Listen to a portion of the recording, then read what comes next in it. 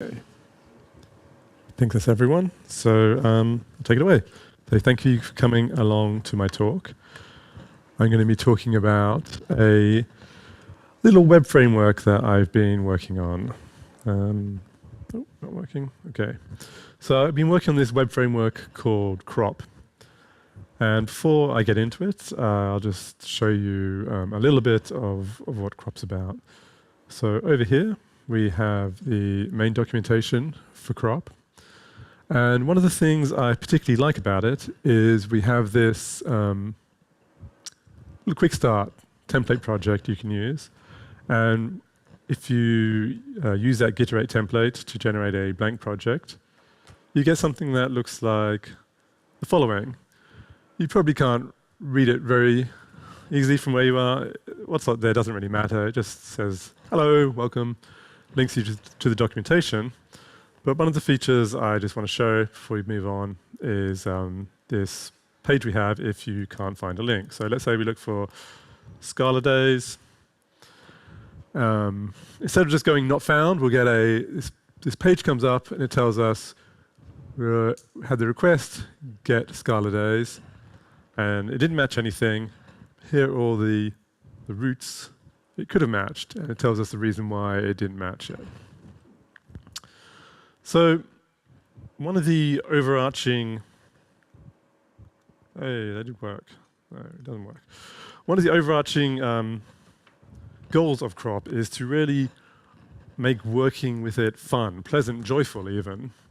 And I think that's really important because not only do I think people should be able to enjoy their work, but I think joy is also coupled to productivity. I think you're more productive when you're happy, and I think that things that make you productive make you happy as well. So in this talk, I'll be looking at one particular feature of Krop, which is probably the best developed at the moment, and that is the request routing portion. So we'll start by talking about what exactly I mean by request routing.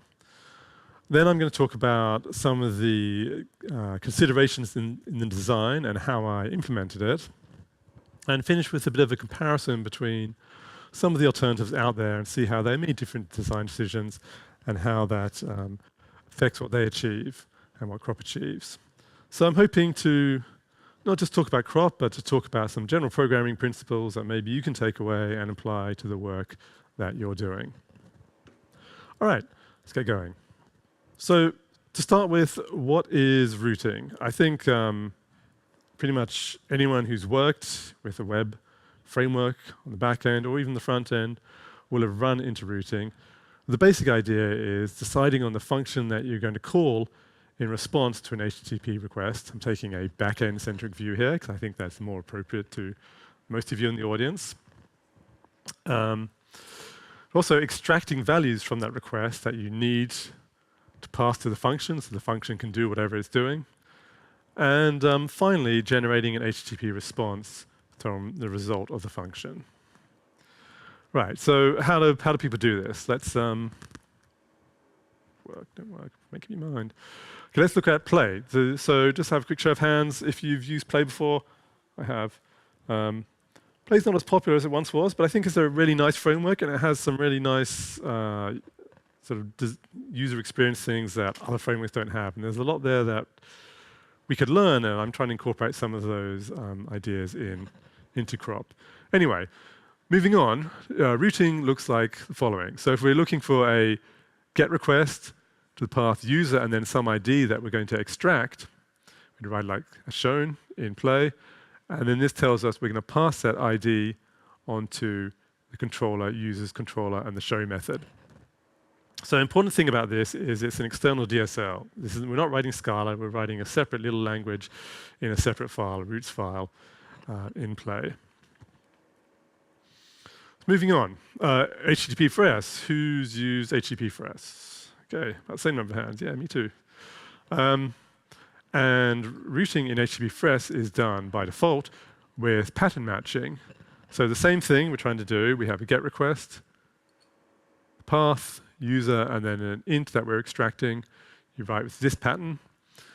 And what we should notice about this, I think, is quite neat. quite clever, is that because we're using pattern matching, we can bind variables to names, give names to user ID, bind values to names, which is the name user ID here. And then also we have a little bit of the DSL for generating the response, which is something that Play didn't have. It only had for matching the requests, and anything for generating the response was in the controller. Okay. Moving on, we have Tapier. Who's used Tapier? Okay, about the same number of hands, lots of people. Great. So Tapier is a very nice thing. Same kind of system, but here we have in and out, and you pass to in things you're extracting from the request and pass to out knowledge about how you're going to generate the response. And if we want to extract the element from the path, we use this path and then the type that we're looking for. And this is a combinator library, which means that each of these method calls is producing a value that we can combine with more method calls or more values, and so on.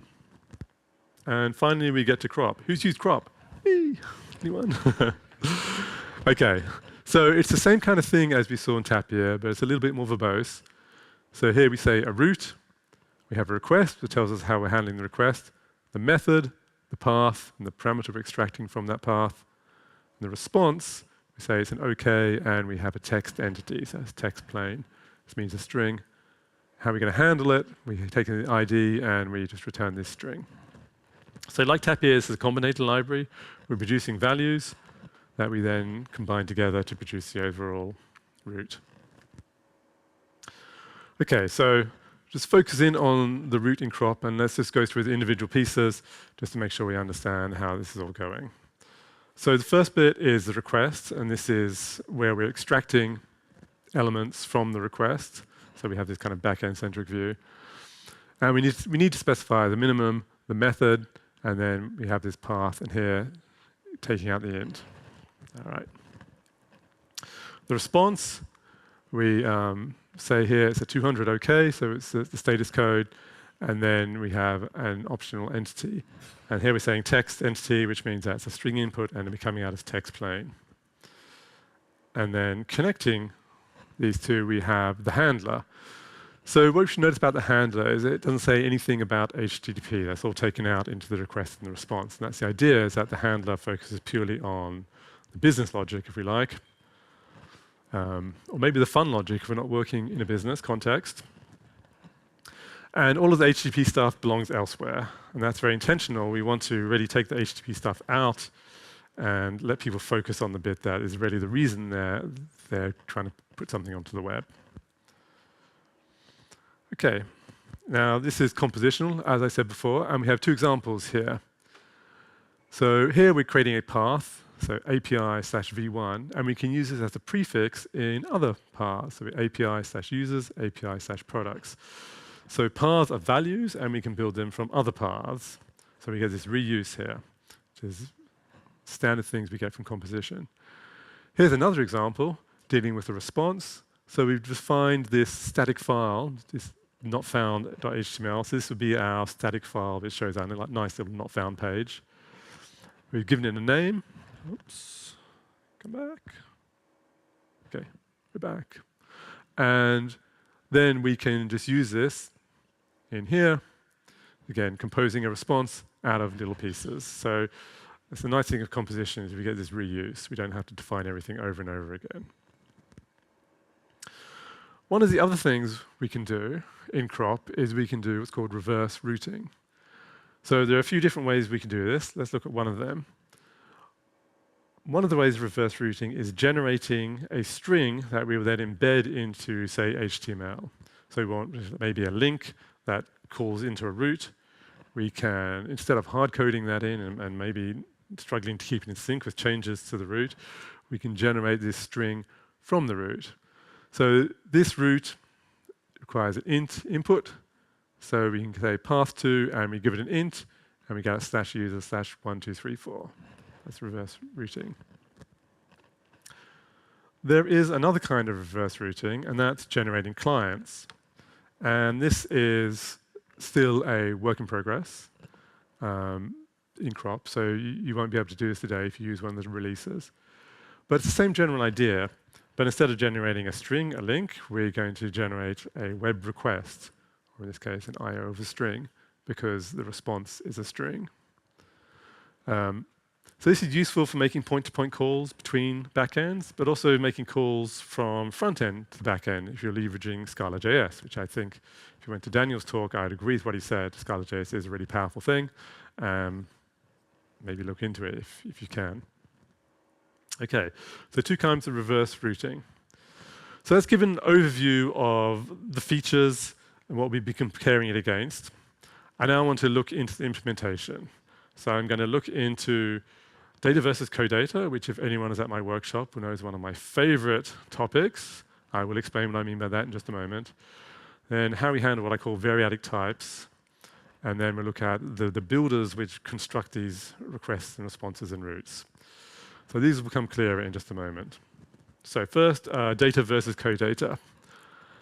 Some of my favorite terms, but I expect not very meaningful to many people. So what I mean by data is algebraic data types, enums, case classes, sealed traits, and pattern matching over these data structures. That's a classic functional programming approach. And codata is just a fancy FP term for object-oriented programming, which is programming against an interface. It's where you don't know necessarily what type of thing you're dealing with, but you know the methods you can call on it. So this is like a foundational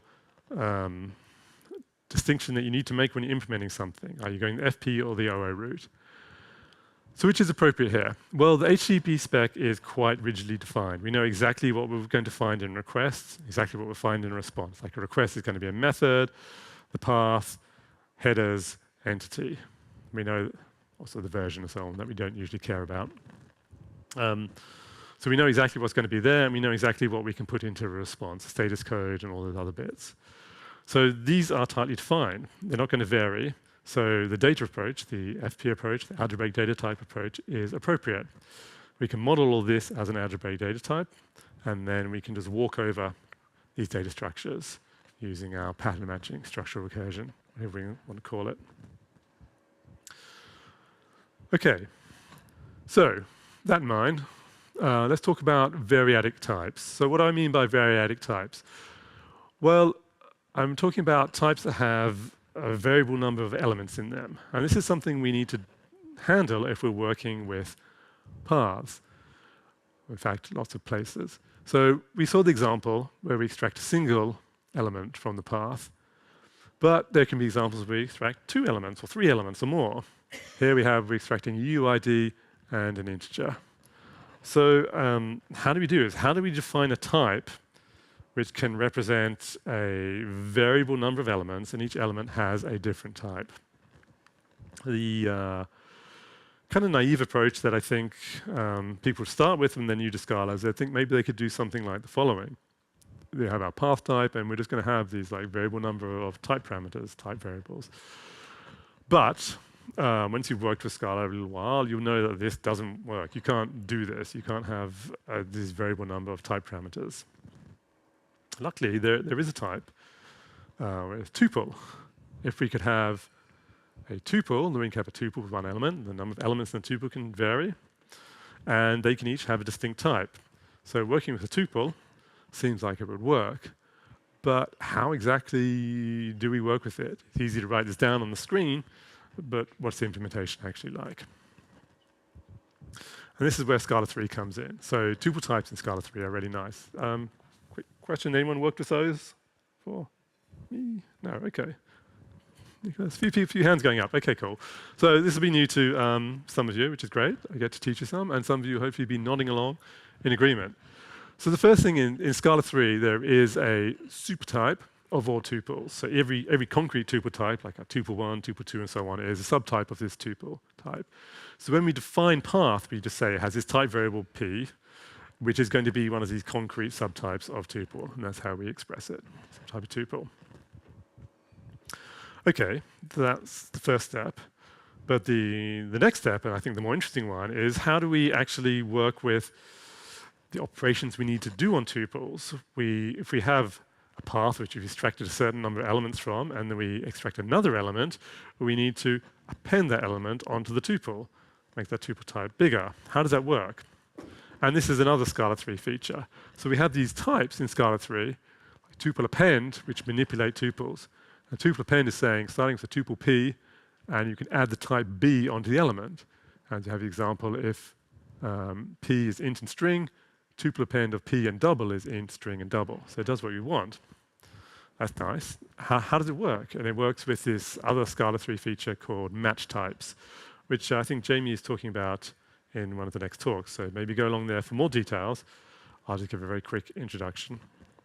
Match types are essentially things that we're familiar with, pattern matching and recursive functions. But now instead of operating on values, we're operating on types. So it sounds kind of scary, but the actual implementation is very simple. So here's what tuple append looks like. We say append is a function, but a function operating on types rather than on values, with two parameters, x, which is a tuple, and y. And if x is the empty tuple, then the result is y prepended to the empty tuple. And if it's a case where it's not an empty tuple, so it's one or more elements, then appending them is x prepended onto the append of the tail, the rest of the elements, and y. So this is exactly how you would work with, say, a list, the built-in list type, at the value level, but now we're doing it with tuples at the type level. And you don't even have to define it yourself, it's in the standard library. So this is all now, in Scala, very standard technology that you can use with well-defined features that are available to everyone. It's great stuff. Okay, so that allows us to work with the tuples and append the elements that we need and handle these variadic types. There's another point, though, where we need to work with tuples, and that's with the handlers. So the request is accumulating a tuple of values, but when we write the handler, we don't want to write a function that works with a tuple. We just want to write a normal function. Running a function that works with a tuple is kind of annoying. So how do we do that?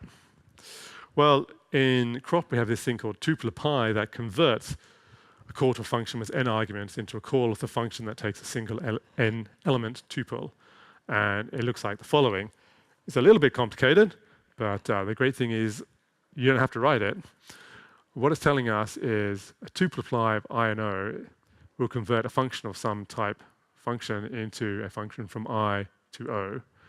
And in particular, like we have instances like the following, which converts a function from A to C into a function from tuple 1A to C.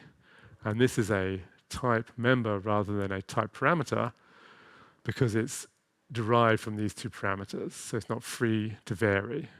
It's defined by them. Okay, so we have this little bit of machinery under the hood to make things nicer to use.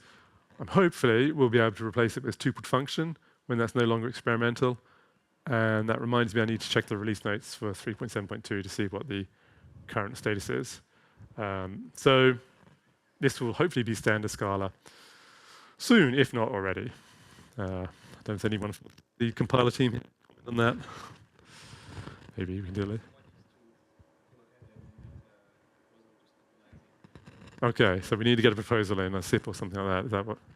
Okay, cool. Well, hopefully that will happen. All right, let's talk about requests now. So request is this fairly complicated type. You can see we have all these type parameters, P, which is a subtype of tuple, Q, which is a tuple, I, which is a tuple, and O, which is a tuple. So lots of tuples. I really like these tuple features in Scala 3. Why do I have this complexity? So it's all about the reverse routing. When we do the reverse routing, so we can do it in different ways, we need to know the sets of parameters that we need to use. When we're generating just the path, we need just the parameters for generating the path. Sometimes we need the path and query parameters. And when we're writing a client, we need to know all of the parameters. So that's what all of these different things refer to in this documentation, which is in the code base, explains them all. So these different sets of values. So when we come to create a request, we must specify these parts in a particular order. We always have a method and a path, and then we have optional query parameters, which are not shown here. Optional headers. Here we're not extracting header, but we're just ensuring that the header exists, the content type, which you don't really need to do because it's handled by the entity. And then there's an optional entity, and here we're extracting some JSON. So these things must be given in a specific order, as shown here: the method, path, query parameters, header, entity. And there are a couple of reasons for that. And one is just to make it easier to read, because you know that these things are always defined in the same order. So when you read someone else's root definitions, they're not confusing. They're the same way you'd write them. And the other reason is it makes updating the type parameters a little bit easier, because you know which of all these tuples you need to modify from the methods. It's just a little bit simpler when I was working on the implementation. So how does this work? Well, it's what I call a finite state machine builder. What exactly is that? Well, the request type itself is not quite an algebraic data type. It's actually these three different types: request method path, which is when we've specified just the method and the path; request headers, when we've added some headers on; and request entity, when we've added an entity. And then we have the methods, which transition between these types, forming a very simple finite state machine. So here's an example. It's request method path, which is where you have to start with. And when you say, I want to extract a header, you transition into request headers with appropriately updated types. As you can see here, again, they're moderately complex. And then if you were to add more headers on, you'd stay within the request headers state, type state if we like. So there's a simple kind of chain-like finite state machine for adding things onto the request. And that allows it keeps all the types straight and keeps things consistent the way they're written down. All right, so those are some of the technical sort of highlights of how Krop is implemented. I now want to give a bit of an evaluation. And there are two ways that we evaluate things. Very commonly, when people evaluate code, they talk about properties of the code. And these are the kind of things you'll find in textbooks or in papers. We talk about properties like composition, and we talk about referential transparency, purity, all this kind of thing. But I think equally important, perhaps more important, is to talk about the process. What is it actually like to use the code? Because as we know, in functional programming, we can have things which are very attractive from a certain perspective, a technical perspective, but not actually very usable. I think we've seen probably lots of that over the years. So we need to think about how usable is something as well. So let's have a little look. So first thing I want to talk about composition. This is a technical consideration because the property of the code is, are we building big things from small things, which means we get reuse and allows us to manage complexity. And so play is not compositional. You have to write everything out every time. You can't reuse parts, as far as I know. HTTP4S, not compositional either, because patterns don't compose. A pattern is not a value you can extract somewhere and combine with other bits to form a new pattern. Tapir is compositional, combinator library, and Krop as well, being a combinator library, is compositional. So they both allow you to manage complexity. What about reverse routing? It's a very technical consideration because you can say whether the code allows it or not. Can we convert routes into links and clients? Play, links only. HTTP4S, no, because patterns are not values and you can't inspect them. So when I talked about the data versus code data distinction, is making things values that you can inspect is critical here to doing this type of reverse routing. Tapir, you can generate clients, but not the other kind of reverse routes. With Krop, eventually, when I've implemented the client bit, we'll be able to do both. All right. So those are some of the technical considerations, but let's really talk about the process now, because I think that's something that's maybe more important, particularly when I'm aiming for joy. That's something we need to consider. So code is mostly still written by humans. So we should think about what is it like to use the library. Can you get a junior developer and ask them to add something, or do they need to read a textbook first? And this is naturally more subjective.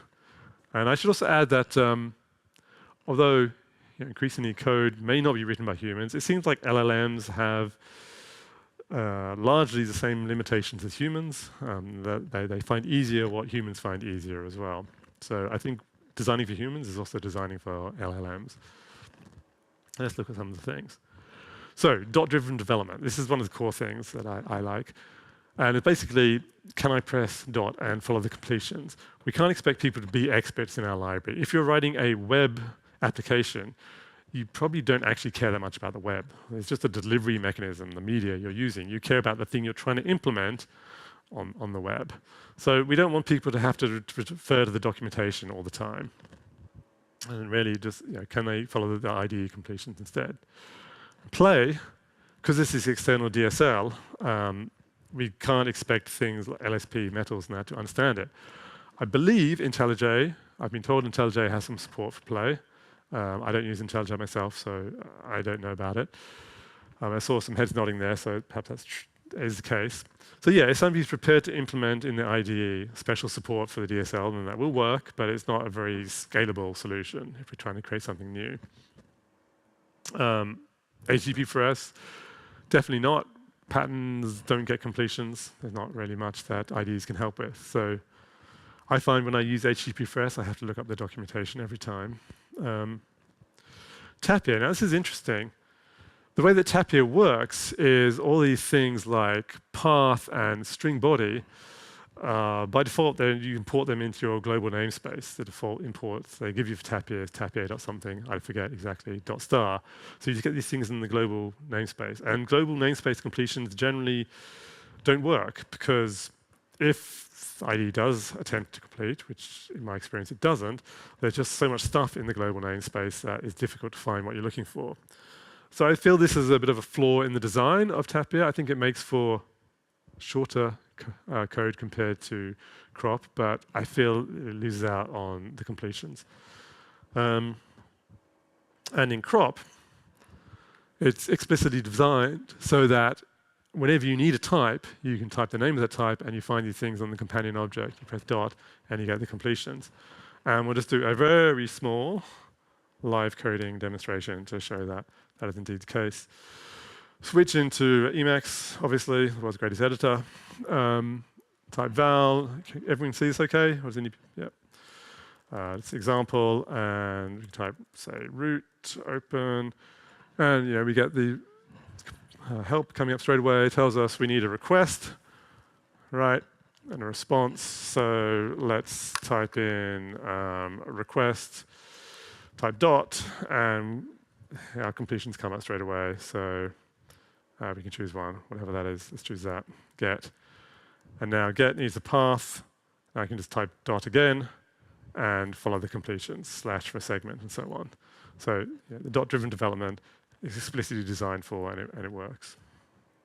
It's always good when things are designed for actually work.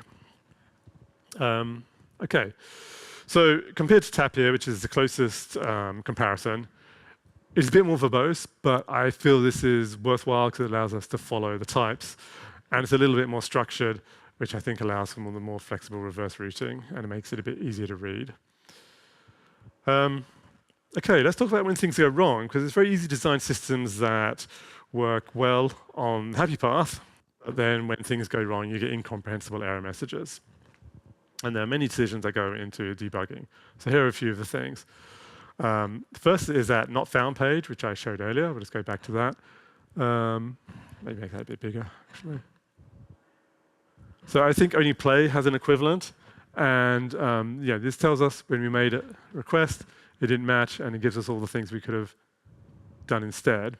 This is something I find other libraries all the time with the fact with HTTP4S. I'll make some mistake in the request I'm making. I just get this not found. Thanks. Like, tell me what went wrong. And this is only in development mode, but it's there. And it's another example of what we can do when we can inspect our routes, because we can generate these descriptions of the routes from them. So it's the same as the reverse routing, something we get from the data approach. Okay, another decision was we have things like param.int rather than like so. This is a conscious decision just to give simpler error messages and not throw givens at people when they're not needed. So to make it easier for junior developers to work with. Equivalent I think in the expressive power, but simpler when things go wrong. And I think the final thing I'll talk about is just adding implicit not found annotations to give more helpful error messages. There are a few of these in Krop, If you use, say, Doobie, it's got a really nice little implicit not found error message that comes up. Okay. I guess the final thing is using Scala 3, because it's got some great stuff. I really like the metaprogramming in Scala 3. Things like these tuple types, match types, they just make it so easy to do in Scala 3 what you would have to do with, say, shapeless in Scala 2. And when you have to introduce shapeless, you get extra dependencies, which is a problem, you get really obscure error messages, and you get code which very few people can read or write. Whereas this is all standard library features now, much more accessible. I think is a much better system than Scala 2. So that's great. So overall, trying to make Krop a joy to use. I want to make people want to use it. I want to spark people to go out and make amazing things with Scala, just because it's so much fun, which I feel it was back in the day, but maybe we've lost a bit of that now. And I think we can use some of the clever features in Scala, so long as we also consider usability. So there's some moderately complicated things in Krop, but they're done in such a way that I'm trying to make them still usable. Yeah, thank you for your time. If you're interested in more, creativescala.org/Krop, or if you want to send me email, fan mail, hate mail, whatever, Noel@noelwelsh.com. Thank you for your time.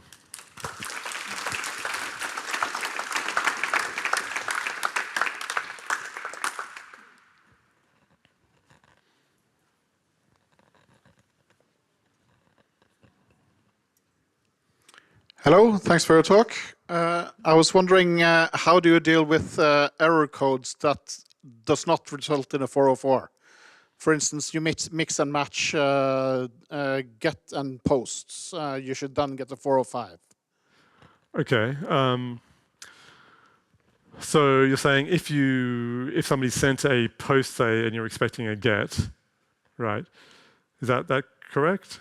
No, you try to, for instance, have a delete, which is not part of the allowed methods. Mm-hmm. You should then get a 405 with an allow, which says you're only allowed to use get and post for this particular wrap. Well, there are two answers to that. So one answer is, if you want to handle that case explicitly, you need to have an explicit root matching that and returning the appropriate code. The other answer is all the roots are data structures, and they are already combined in various different ways, like that not found page we saw. And there will be at some point the ability to have custom sort of root engines, if you like, routing engines, in which case you could implement some of that behavior if you wanted. I think most people wouldn't do it because it might be considered something of a security risk to, at least that's the general argument I see for just returning not found for everything. But if you thought it was important to your application and you knew there are specific sets of requests that you should return a 405 for, then you could implement it in a custom routing engine. Thanks, that's an interesting question.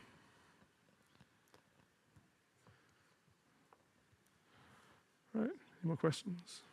We have. Do you depend on CAT's effects or other effect systems?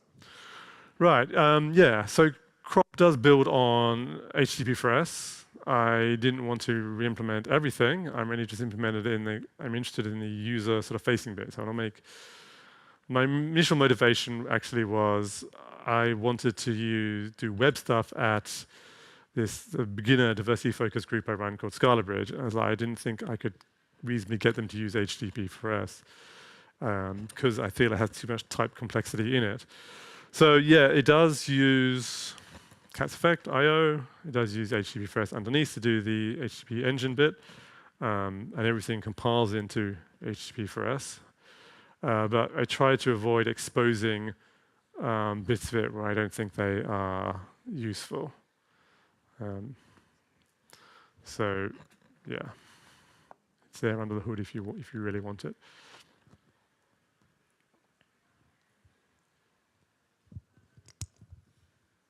Thanks for the talk. Do you plan to support generation of API, open API specs and other documentation like that?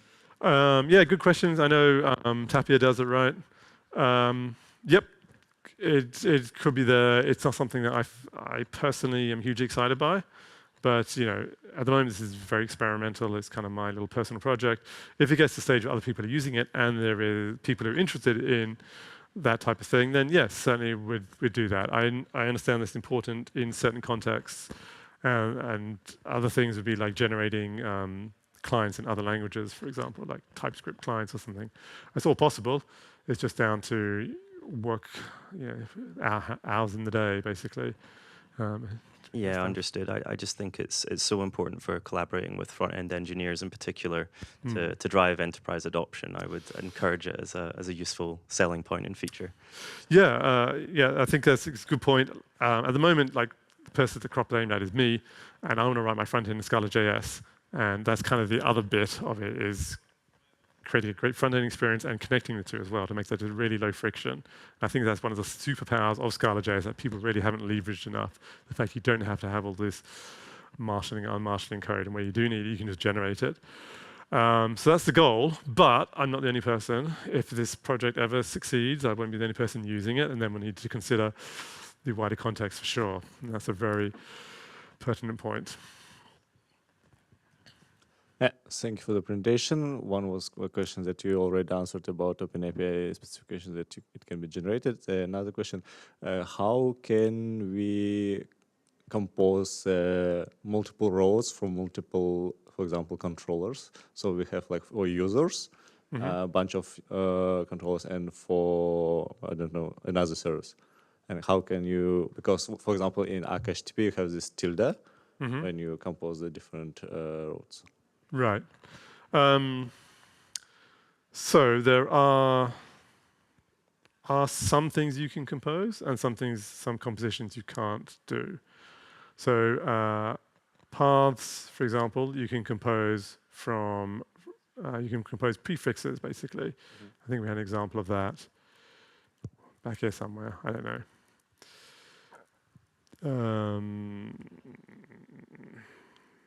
Compositional.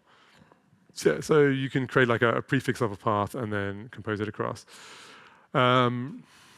Responses, again, yes, and requests, there are values, but because like requests are constructed in a particular order, you can't create like a part of a request and add things that the finite-state machine doesn't allow you to do.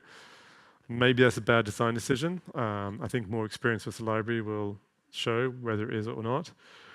One of the other things which is important to understand is because these things have quite complex types, when you combine a bunch of roots together, which I probably have an example of here maybe. Do we show? No, not there. Be application. Application. It doesn't matter. You can combine roots together. You build up all of your roots and create an application, as it's called, from them. But you lose that type information because the types are too complex to carry around for all of the different roots. You can't really keep these complex types around. So any root that you want to use reverse routing with, you need to give a name to, so you can access it by its name and then do the reverse routing. Because when they all combine together, let me actually, or not found. Okay, it's not happy at the moment. You've lost that information. That's like the tilde in Akka HTTP. Okay, I think it is at least. Yeah, thank you. Cheers. So all the questions? Oh, one more. Okay. As a continuation, I have a question. Is it possible to add like paging for, I have like generic paging val that I add to all the endpoints. Is it possible for? So are we talking like query parameters here? Yes, Yeah. So query parameters are values you can create like a little paging query parameters, and you can then, so if you wanted some query parameters in here, we would, I think it's query like that. Oh, it is. Look, I got it right. And then it's completing, and we need to create a query, and you can see that the query is a type. All right, so these are values, so you can define your paging query parameters somewhere and stick them in. Yeah.